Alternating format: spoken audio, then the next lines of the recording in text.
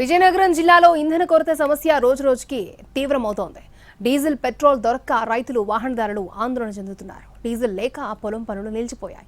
Petrol బంకుల దగ్గర భారీ క్యూలు కనిపిస్తున్నాయి. మరింత సమాచారాన్ని మా ప్రతినిధి వెంకట్ మనకు అందిస్తారు. ఆంధ్రప్రదేశ్లో ఇంధన కొరత కనిపిస్తుంది. దాదాపు ఎక్కడ చూసినా వాహనాలు భారీలా క్యూ కనిపిస్తున్న పరిస్థితి. బాబు, మీకు దేనికోసం నీకు ఈ డ్రమ్ పట్టుకొచ్చావు? నీకు కొడుతున్నారా? పెట్రోల్ ఇస్తున్నారా? లేదండి, ఇక్కడ డీజిల్ ఇవ్వట్లేదు. మేము పొద్దున్న నుంచి ఇక్కడ లైన్లో ఉన్నాము. బట్ ఏంటంటే మాకు ట్రాక్టర్ అండి 30 కిలోమీటర్ల దూరంలో ఉంది మా ట్రాక్టర్. కానీ ఇక్కడికి వస్తే ట్రాక్టర్ జేసీబీల కోసం ప్రత్యేకించి బళ్ళు తీసుకొని రాలేం కదా మేము. బట్ ఇక్కడికి వచ్చాక అట్లీస్ట్ 10 లీటర్లు 20 లీటర్లు కూడా డ్రమ్ములు కొట్టట్లేదు. మా 30 కిలోమీటర్ల దూరం నుంచి ట్రాక్టర్ తీసుకొచ్చిన అక్కడ డీజిల్ ఉంటుందని నమ్మకం లేదు.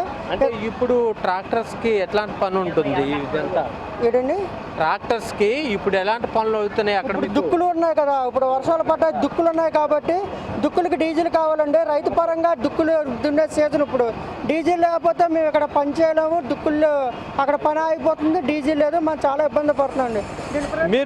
మీరేం చేస్తున్నారు? మీకు ఎంత జేసీబీ దొరుకుతుందా? పెట్రోల్ మీరు ఎలా అవుతుంది? అదండి, క్యాన్ తెచ్చాను, కొట్టట్లేదు. మరి ఎంత పడుతుంది? మీకు ఎంత అవసరం అవుతుంది? రోజుకి 6,000 7,000 ఉండాలండి ఆయిల్ ఒక రోజుకి. ఏ పనులు అవుతున్నాయి? ఇప్పుడు రైతుల పనులండి, పొలాలంట గొడ్లు వేయడం, గొడ్లు తీయడం ఎవరన్నా జరుగుతున్నాయి. మరి ఆయిల్ కొట్టకపోతే మేము ఏ రొటేషన్ చేస్తాం? ఈఎంఐ ఎలా కడతాం? ఆడొచ్చి కూర్చోడా ఇంట్లోనే నెలకి. ఎంత స్టాక్ ఉంది మనకి? ఏ మేరకు మనకి వస్తుంది? అందుబాటులో ఉందా? ఇంత లైన్ ఉంది కదా, వీళ్ళందరికీ కూడా మనం సప్లై చేయగలుగుతున్నామా? ప్రజెంట్ ఉన్న సిచ్యువేషన్లోని పెట్రోల్ పూర్తిగా అయిపోయిందండి. పవర్ పెట్రోల్ మాత్రం ఉంది, అది మాత్రం అందరికీ అందిస్తున్నాం.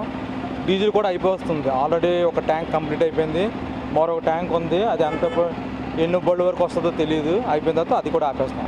రోజుకి ప్రధాన బంకుల్లో ఎంత మేరకు మీరు సేల్ అవుతుంది? ఇప్పుడు ఈ క్షణం అంటే ఈ క్రైసిస్ టైంలో మీ దగ్గరికి ఎక్కువ వచ్చి కొడుతున్నారా, ఎక్కువ అడుగుతున్నారా? ఎట్లా డిమాండ్ పెరిగింది? అంటే ఇంతకుముందు ప్రజెంట్ సిచ్యువేషన్లో మాత్రం ఒక 1,500 లీటర్ల వరకు కూడా ఎక్సెస్ అవుతుందన్నమాట.